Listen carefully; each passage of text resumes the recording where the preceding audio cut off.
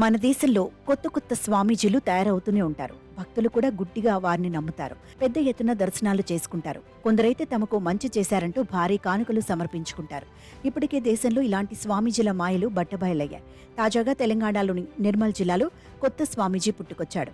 ఆయన లీలలు స్థానికంగా చర్చనీయాంశంగా మారాయి. మరోవైపు భక్తులు ఆయన లీలలను చూసేందుకు పెద్ద ఎత్తున వెళుతున్నారు. ప్రస్తుతం నిర్మల్ జిల్లాలోని ప్రజలంతా ఎవరీ స్వామీజీ అని ఆరా తీస్తున్నారు.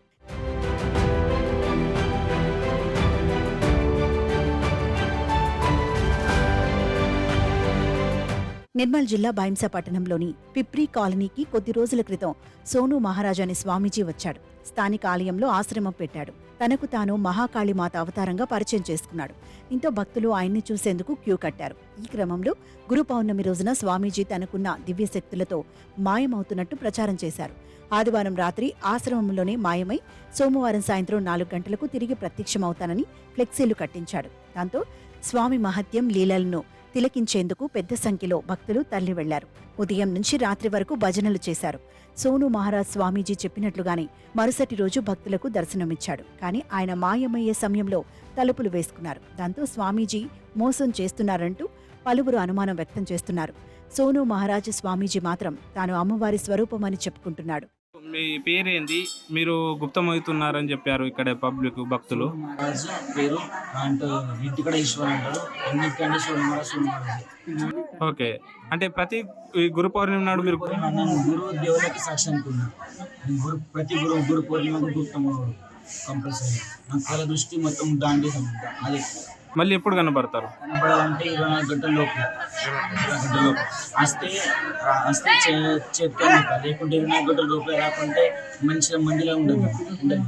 ఓకే, ఇప్పుడు మీరు ఇట్లా గుప్తమైనప్పుడు మీ వస్తువులు మీ వస్త్రాలు ఎక్కడనే ఉంటాయి, మీరు కనబడరు. ఉంటాయి, నాది ఇక్కడ ఉంటాయి.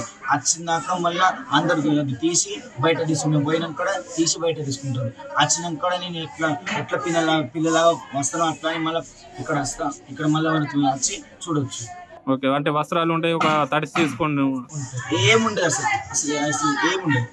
ఎట్లా పుట్టినట్లు వస్తుందో ఆ పుట్టినట్లు అని పోతుంది. వచ్చినాక కూడా చెయ్యి కూడా మొత్తం ఎట్లా పుట్టినట్లు కడుపులో తెలియతుందో అట్లా ఉంటుంది. దాదాపు ఎన్ని సంవత్సరాల నుండి ఇట్లా జరుగుతుంది? ఇది దాదాపు ముందు నాకు నేను గురువులకు నమ్మాలంటే నాకు కష్టం అయింది. ఎక్కడ పోతే కూడా నాకు నమ్మకం రాలేదు. నాకు ప్రసన్న అయినప్పటి నుంచి నేను ఎక్కడ అన్ని దాని మీద నిలిచి పెడతా, అదే చేస్తాను. ఈ రోజు రాత్రి ఎన్ని గంటలకైతే? ఇది నాకు 8 గంటలకు. 8 గంటలకు ఓపెన్ 9 గంటలకు ఓపెన్ చేస్తారు, చూడొచ్చు. భక్తి ముసుగులో డబ్బుల సంపాదన కోసం ఇలా జనాలను మోసం చేయడం సరికాదని అంటున్నారు. లాజిక్ లేకుండా తలుపు మూసి ఎలా మాయమవుతారంటూ నాస్తికులు మండిపడుతున్నారు. అమాయక జనాలను మోసం చేయడం మానుకోవాలంటున్నారు.